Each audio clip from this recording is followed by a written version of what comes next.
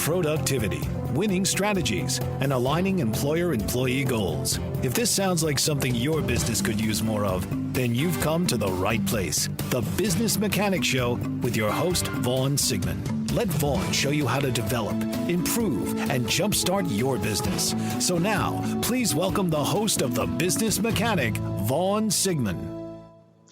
Welcome to the Business Mechanic Show. This is your host, Vaughn Sigmund.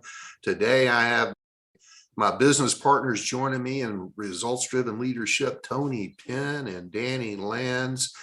We're going to talk today about one of our favorite topics, one of the most important topics any results-driven leader must be very good at, and that's the topic of performance management.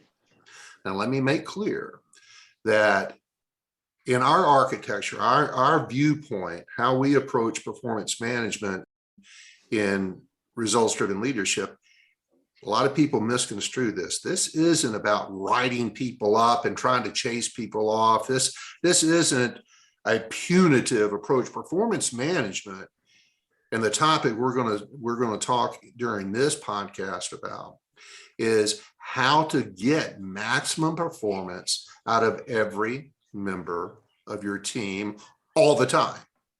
And wouldn't that make your life so much easier as an executive or a leader within your organization, a manager, even if you're a team lead within the organization? These topics we're going to talk about today are going to be valuable to you and your performance like almost nothing else you will ever be able to capture in your leadership toolbox.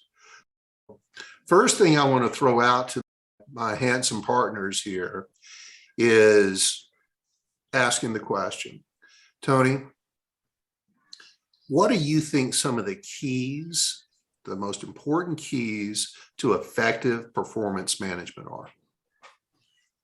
Well, first of all, thank you, Vaughn, for having me on today. Appreciate it.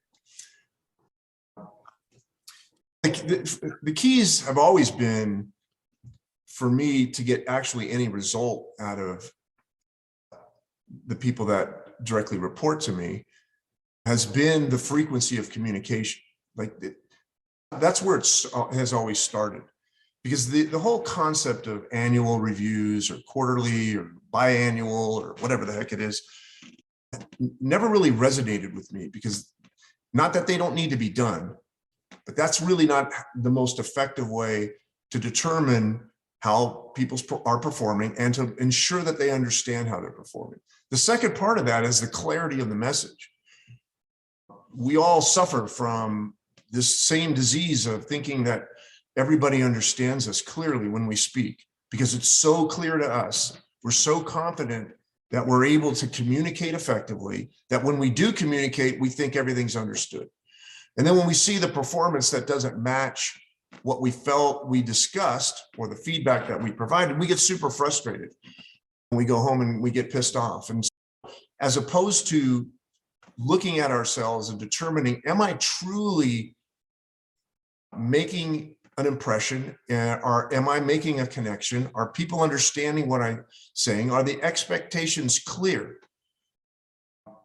Because the clarity and the quality of the feedback is what determines how effective it becomes and whether you will ultimately see any level or change in performance.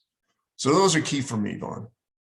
Yeah, and I could not agree more. Just because you tell them or say it doesn't mean they heard it in a way that they can translate it into action, perfect action in their brains.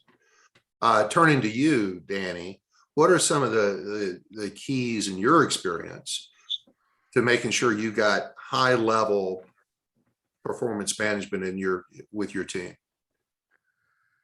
I think, thank you, Vaughn. I think it has a lot to do with upfront setting the expectations, really defining where we're going as a team, and then how each individual contributes to where we're going, how it's going to be measured, what processes are involved. To both of your points, it's really important to to not assume. You never really want to assume that people are understanding the direction you're giving them.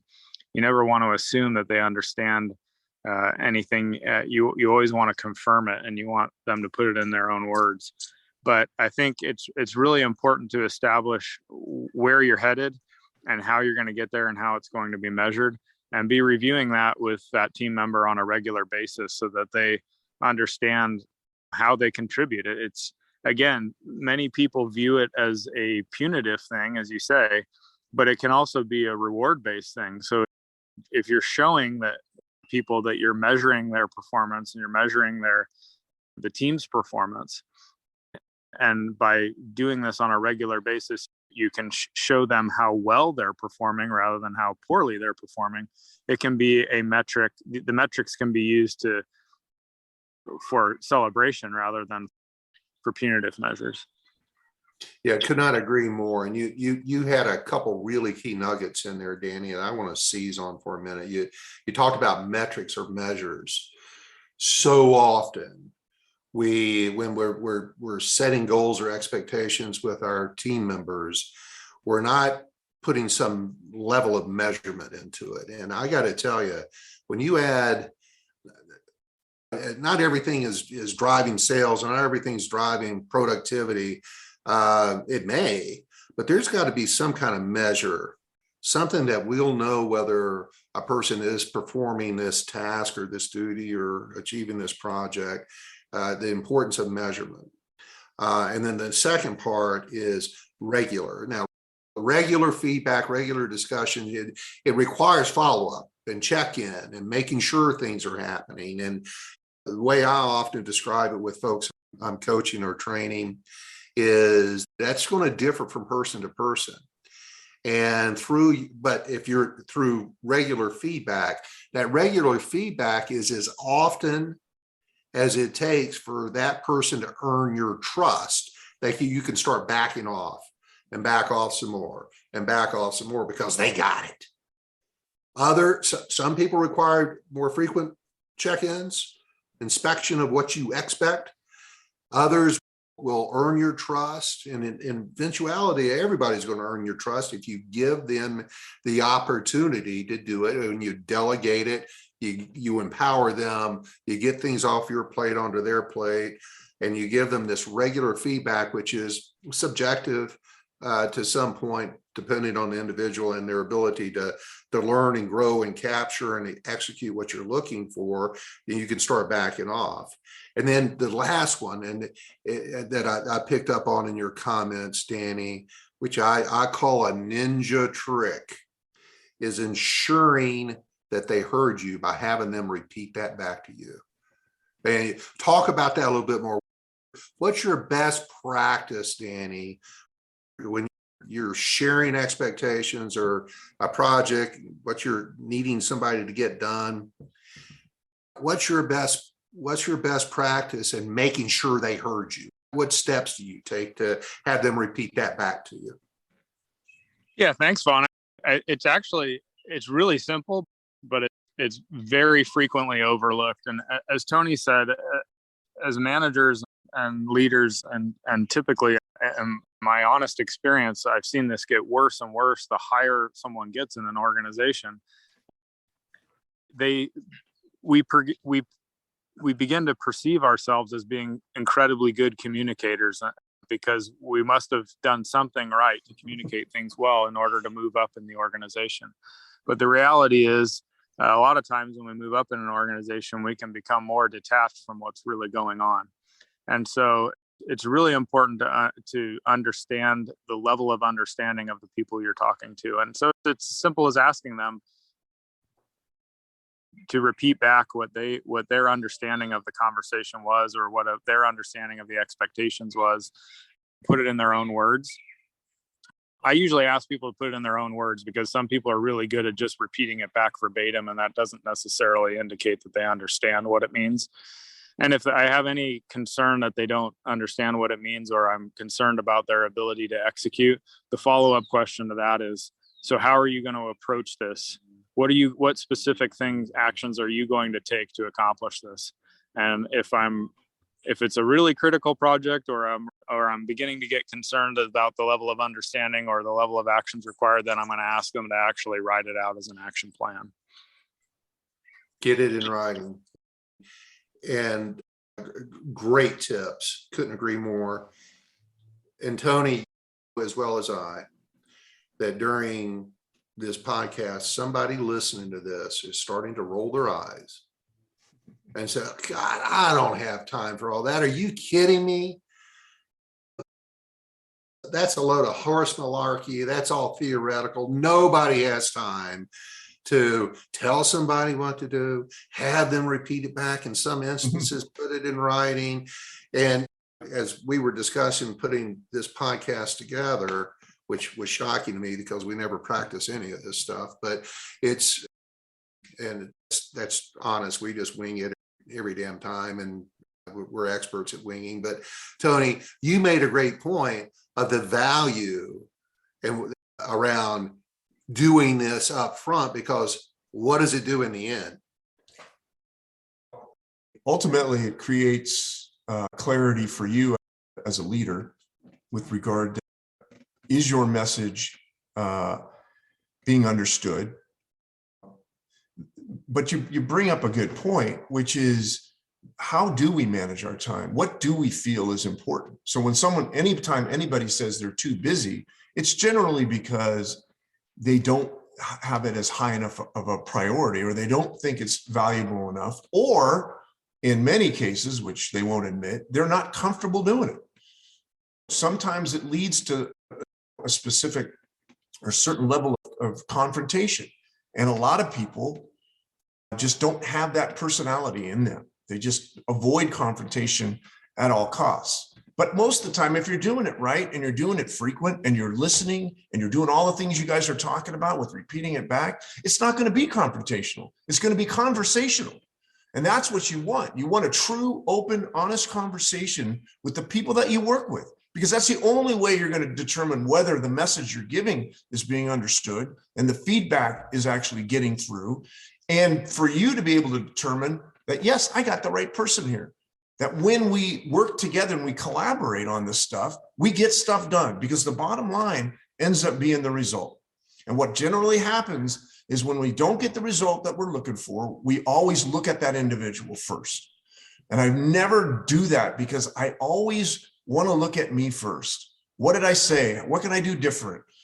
Was I clear? Even though I think I was. So doing all those things you talk about helps that process, but you have to make time. And it has to be a number one priority, because being people and being able to understand what they can accomplish, and you knowing what they can accomplish, will help determine how much you can give them, how much you can delegate to them. You have to make it a priority. You have to make it one of your platinum activities, as we always talk about in the time management world, because that's where the results are going to come from.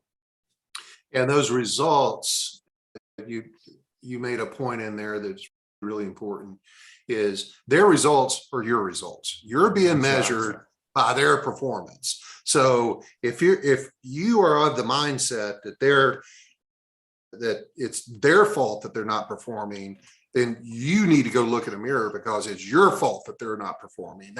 You've got to embrace that crap, because there's no other way you're going to be successful unless you own your own best habits or best behaviors, your vital habits, doing these things we're sharing. And because we didn't practice this again.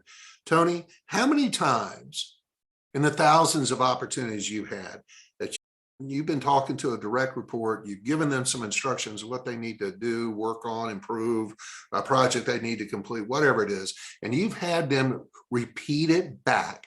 How many times did they nail exactly what you needed them to do the first time? There's two parts to that. One is it's relatively rare that they've nailed it, because they generally didn't expect that question to come. You basically threw them a curveball, and most of them can't hit it. So that's which is good, because it allows you to repeat everything that you just got through talking about to ensure that there was understanding. The other part of it is they nail it. They repeat everything back to you. And Danny made a great point of, you just want them to do it in their own words. But the last part of that is they have to go out and do it. So them repeating it back to you in their words, your words, anybody's words, doesn't ensure that they're going to get the results that you're looking for. So that's why when we talk about, back to the beginning, the frequency of communication is we're always circling back to ensure that the message was understood and to get feedback from them as to what they need to perform at that level. And if that doesn't happen frequently, you're not going to know, because everybody gets busy and they start doing their own thing. And a lot of things get forgotten. But frequency, that helps. Frequency, follow up based on the level of trust they've earned with you. And again, you can back off as they earn your trust.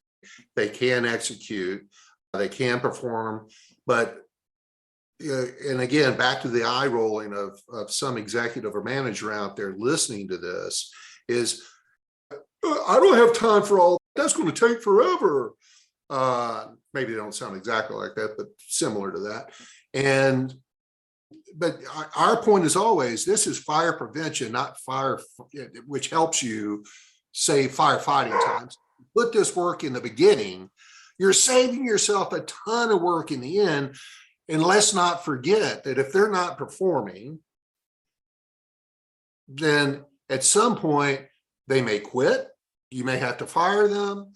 Again, that's going to be probably your fault, not their fault. But then you've got to spend all that time performance managing them from a progressive discipline standpoint. There's got to be write-ups that they're going to start getting disengaged. It's extra time on your part. If they quit or you have to fire them, I got to interview, replace, and retrain. Think about this little extra time you're going to spend in the beginning, setting the proper expectations with highly effective communication, getting used to having them repeat back to you what you're having them commit to, so that there's 100% clarity around the expectations. That little bit of time saves you so much frustration and time in the long run. It's not extra time, it's less freaking time if you do this every single time. And by the way, you're going to look like a damn hero as a leader in your organization, because your team's going to be knocking it out of the park. You know, using a baseball analogy, they're not always going to be able to hit that curveball.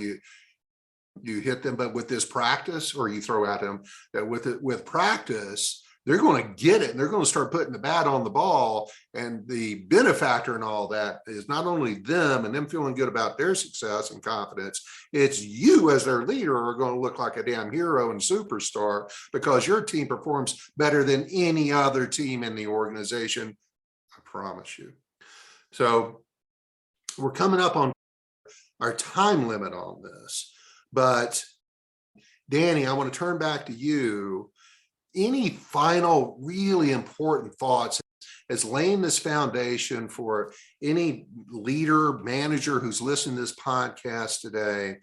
Any other valid points you want to make before we close this out? Thanks, Vaughn. Yeah, I would just add to piggyback on the time thing. I've heard this saying a few times, and I think it's really relevant in this moment. Is it's amazing how we don't have time to do something, and yet we always have to find the time to do it over when it's done wrong. And that's really something that comes into play in this particular situation. If you're proactive and you're regular and frequent in your communication, you avoid rework, you avoid the need to have things done twice, you avoid the need to correct things, because you and your team are much more aligned and on the same page about what the expectations are and how to go accomplish those tasks. And to the previous point, the first few times you do this and you ask your team member to repeat back what their understanding was, it's going to be a little awkward, and they're probably not going to have understood it the way you hoped. But with that practice and with that repetition, you'll find that the two of you get more and more on the same page. It becomes much more efficient. Those conversations become shorter, and the performance will guaranteed improve. Said, Danny. I'll turn the mic over to you, Tony, for your final thoughts or the final keys to effective performance management. I guess the last thing I would say is the words like fairness sometimes are overrated, because we always talk about having to be fair to everybody. Fairness really is about what we're talking about, the level of communication. It doesn't mean, for me in the restaurant world, I wanted my best team on the field. I wanted the best players in there. It wasn't like I'm spreading it out evenly so that everybody gets the same chance. What was fair is that I let everybody know where they stand and let everybody know what they needed to do to perform at the level to get them on the field. To me, it was about frequency, clarity, all the things that we talked about to ensure that everybody had a fair chance, because they had to earn the right to be put in that situation. And there's no other way to do it unless you're going to dedicate yourself and your time to ensure that they understand. I love that point you made, Tony, around fairness, because I look at it similarly in that, and I'm going to say it just differently with a Southern accent, that is it not unfair to be setting your direct reports up for success? There's not, unless they're a psychopath, there's not one single team member that comes to work every day wanting to do a bad job. They come to work to do a good job. And most of the time it has been, unless they were just a bad hire, bad fit for the job, that's a whole nother podcast. But unless they're a really bad fit for the job, you hired them, they're in the role, you're setting them up for success. If you're not being as clear as we're discussing during this podcast with setting your expectations, not only what's expected of them, but feedback on their performance or how they're performing to those expectations, then you're being very unfair to your employees, because they need that. They want to be successful, and your lack of clarity and investment in your time and care about their performance is so unfair to them. But I promise you, most managers don't think about it like that. And that's again, the ninja part of all this is if you shift your mindset to think about what you control. Some of these best practices we shared with you this morning around setting expectations, having them repeat it back, having some measures. We're going to talk in a future podcast about SMART goals and setting properly measurable goals with folks. The frequency and working up to it or back from it, to give your team the ability to go perform and get practice and the repetitions to be successful. If you want to be successful, you've got to have successful people. And we've just given you, in this 15 or 20 minutes, how long have we been going today? If you incorporate this as a leader in your organization, just this one thing alone, you've advanced your ability to execute and be successful like nothing else you can do. There's only one other thing you can do that'll set you up better, and that's hire great people, which is, again, another podcast. So, gentlemen, Danny, Tony, thank you so much for spending your time with us today. Everybody that's listening to this podcast, we appreciate your loyalty and all our many fans out there. And we will talk to you all again very soon. Thanks. Well, that's a wrap on another episode of the Business Mechanic Show.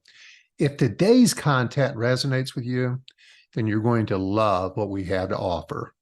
For those of you who are ready to take your business or personal career to the next level, we have an array of training and coaching services tailored just for you. From performance coaching designed to enhance your potential, to executive coaching that guides leaders to steer their ships towards greater success. Are you in sales management or looking to fortify your leadership acumen? Dive into our sales management training and coaching. Not only will it sharpen your strategies, but it will also provide you an ROI that's undeniable. Remember, the best investment you can make is in yourself and your team. For those seeking flexible learning options, we're excited to share our online and in-person management leadership classes. These aren't just your typical courses. They are meticulously crafted, ensuring that they align with your unique needs and aspirations. And the best part, prices start at just $47 per month, making top-tier coaching and training accessible for everyone. Your growth, both personally and professionally, can have a ripple effect, the one I call the transformational triangle of change.